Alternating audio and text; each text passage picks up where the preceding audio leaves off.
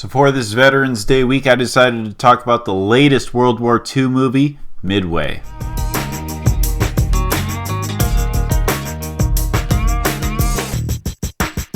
Midway is directed by Roland Emmerich and stars Patrick Wilson, Ed Skrein, Woody Harrelson, Dennis Quaid, and Aaron Eckhart.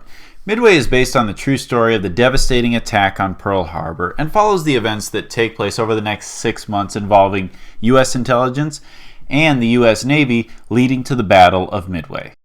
So how is Midway? Because if you're like me, you really didn't know what to expect from the trailers. Well, let's find out by first getting into the good.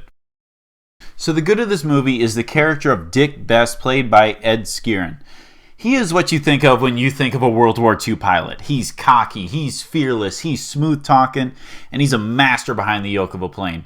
In addition, he has a very satisfying character arc, because at the beginning of the movie, he's a bit of a hothead, and he really bad talks authority a lot. But when he becomes in a position of authority, he has a lot of growth, and it comes across as so genuine. Another positive is this movie does a great job of balancing out all the characters. This movie follows the stories of the U.S. intelligence, the U.S. Navy, and the Japanese military over the course of 6 months. That sounds like a recipe for disaster, but this movie really balances it out well without it feeling too crowded. With all that said, I do have some negatives about this movie, so let's get into the bad.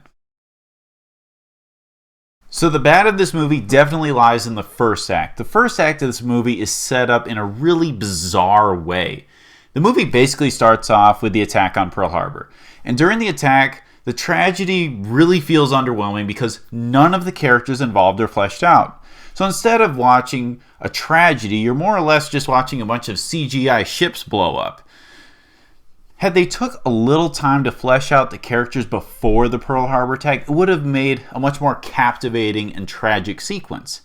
In addition, the flow for the remainder of the first act is just messy to say the least, because the remainder of the first act tries to balance character building and the story's progression.